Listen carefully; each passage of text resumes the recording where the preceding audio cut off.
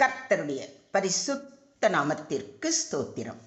இன்றைய நாளின் தியானத்திற்கென்று தெரிந்து கொள்ளப்பட்ட வேத வசனம் ஏசாயா தீர்க்கதரிசியின் புத்தகம் 29ஆம் அதிகாரம் 15ஆம் வசனம். ஏசாயா 29:15. தங்கள் ஆலோசனையை கர்த்தருக்கு மறைக்கும்படிக்கு மறைவிடங்களில் ஒளித்து தங்கள் கிரியைகளை அந்தகாரத்தில் நடப்பித்து நம்மை காண்கிறவர் யார், நம்மை அறிகிறவர் யார் என்கிறவர்களுக்கு ஐயோ! Woe to those who dig deep to hide their plans from the Lord. In darkness they do their works and say, who sees us and who will know? ஆண்டவரிடமிருந்து தங்கள் திட்டங்களை மனதின் ஆழங்களில் மறைத்துக்கொண்டு தங்கள் செயல்களை இருளில் செய்து நம்மை எவர் காணப்போகின்றார், நம்மை எவர் அறியப் போகின்றார் என சொல்வோருக்கு ஐயோ, கேடு. ஆமென். இன்றைய தியான வசனத்தில் தீர்க்கதரிசியாகிய ஏசாயா தேவனை ஏமாற்றலாம் என்று நினைக்கும் மக்களை கடுமையாக எச்சரிக்கை செய்கிறார். அந்த நாட்களில் யூதாவின் தலைவர்கள் தேவனுடைய சித்தத்தை நாடாமல் தங்கள் சொந்த திட்டங்களை இரகசியமாக அமைத்து கொண்டிருந்தார்கள். அவர்கள் மனிதர்களிடமிருந்து மறைந்து செயல்பட்டால் போதும், தேவனும் அறிய மாட்டார் என்று எண்ணினார்கள். அதற்குத்தான் தேவன் ஐயோ என்று தீர்ப்பின் வார்த்தையை அறிவிக்கிறார். இது குறித்து சற்று ஆழமாக தியானிப்போம். தேவனிடமிருந்து எதையும் மறைக்க முடியாது. மனிதர்கள் மற்றவர்களிடமிருந்து தங்களுடைய செயல்களை மறைக்கலாம், ஆனால் தேவனுடைய கண்கள் எல்லாவற்றையும் காண்கின்றன. சில நேரங்களில் மனிதர்கள் இரகசிய பாவங்களில் வாழலாம், வெளியில் பரிசுத்தமானவர்களாக நடிக்கலாம், தங்கள் எண்ணங்களை செயல்களை யாரும் அறிய மாட்டார்கள் என்று நினைக்கலாம். ஆனால் தேவன் இருதயத்தையும் எண்ணங்களையும் அறிந்திருக்கிறார். கர்த்தாவே, நீர் என்னை ஆராய்ந்து அறிந்திருக்கிறீர், என் உட்காருதலையும் என் எழுந்திருக்குதலையும் நீர் அறிந்திருக்கிறீர், என் நினைவுகளை தூரத்திலிருந்து அறிகிறீர். நான் நடந்தாலும் படுத்திருந்தாலும் என்னை சூழ்ந்திருக்கிறீர், என் வழிகள் எல்லாம் உமக்கு தெரியும் என்று சங்கீதக்காரன் கூறுவதை சங்கீதம் 139 வாசிக்கிறோம். தேவன் நமது வார்த்தைகளை மட்டுமல்ல, நமது எண்ணங்களையும் அறிந்திருக்கிறார். நமது வாழ்க்கை முழுவதும் அவருடைய பார்வையில் திறந்த புத்தகம் போல் இருக்கிறது. அந்தகாரத்தில் செய்யப்படும் செயல்களும் தேவனுக்கு தெரியும். தங்கள் கிரியைகளை அந்தகாரத்தில் நடப்பித்து என்பது மறைவாக செய்யப்படும் செயல்களை குறிக்கிறது.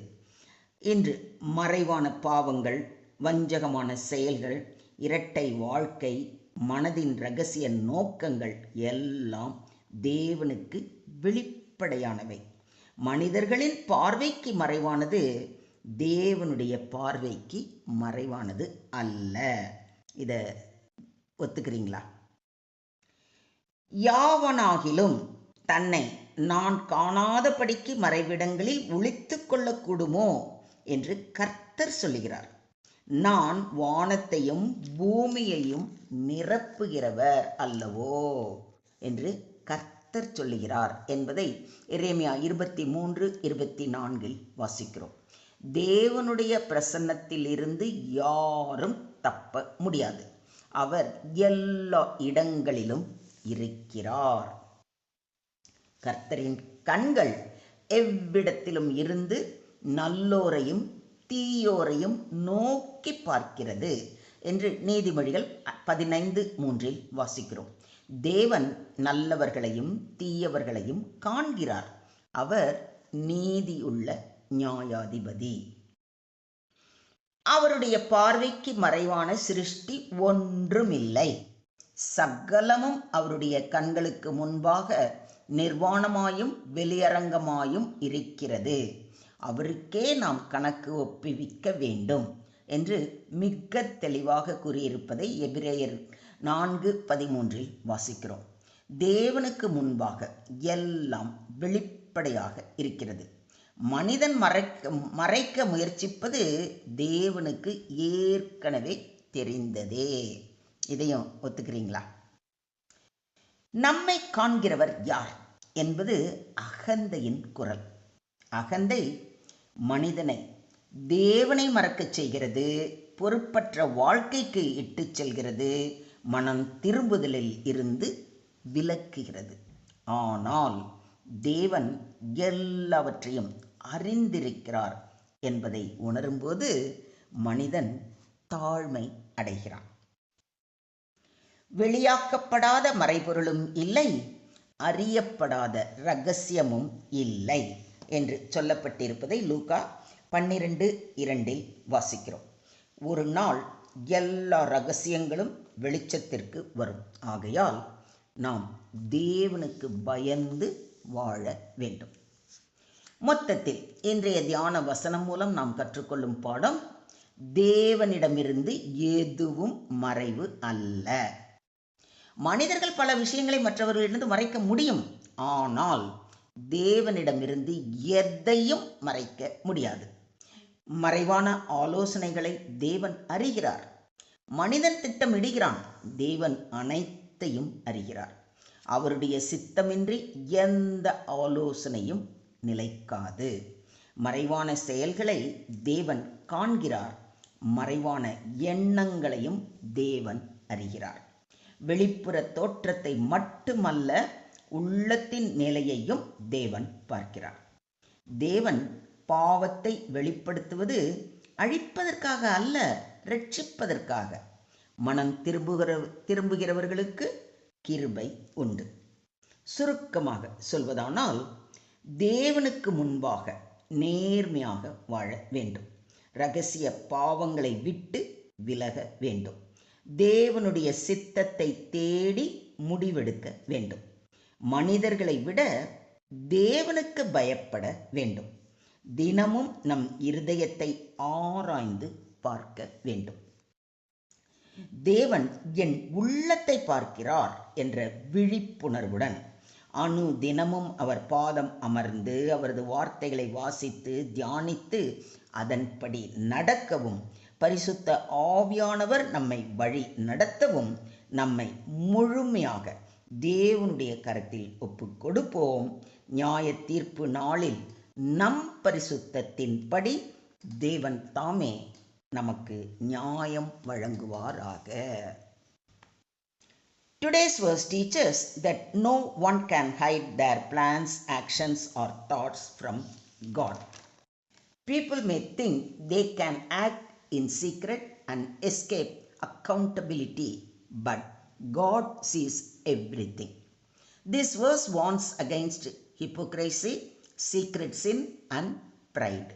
It reminds believers to live honestly before God, seek His will and walk in holiness, knowing that all things are open before His eyes.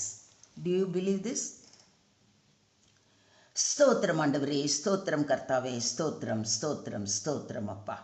அன்பின் பரலோக பிதாவே, உம்முடைய பரிசுத்த வார்த்தைக்காக நன்றி செலுத்துகிறோம் ஆண்டவரே. உம்முடைய பார்வைக்கு மறைவானது எதுவும் இல்லை என்பதை இன்று மீண்டும் உணரச் செய்ததற்காக கொடான கொடி ஸ்தோத்திரங்களை ஏறெடுக்கிறோம் அப்பா.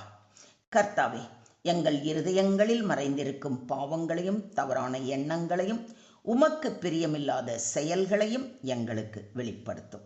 உமக்கு முன்பாக நேர்மையாகவும் பரிசுத்தமாகவும் வாழ உதவி செய்யும்.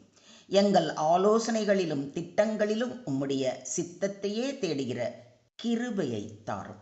இரகசியமாக அல்ல, உமது சந்நிதியில் வெளிச்சத்தின் பிள்ளைகளாக நடக்க எங்களுக்கு உதவி செய்ய வேண்டுகிறோம்.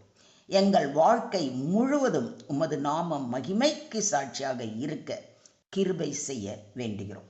எங்கள் இருதயங்களை ஆராய்ந்து சுத்திகரித்து உமக்கு பிரியமான பாதையில் எங்களை வழி நடத்த வேண்டி எங்களை முற்றிலுமாக தாழ்த்தி உம்முடைய கரங்களிலே ஒப்பு கொடுக்கிறோம்.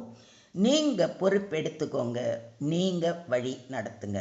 சகல துதி கன மகிமை யாவையும் ஒருவருக்கே செலுத்துகிறோம். மீட்பர் இயேசுவின் மூலம் ஜெபம் கேளும் எங்கள் ஜீவனுள்ள தகப்பனே. ஆமென்.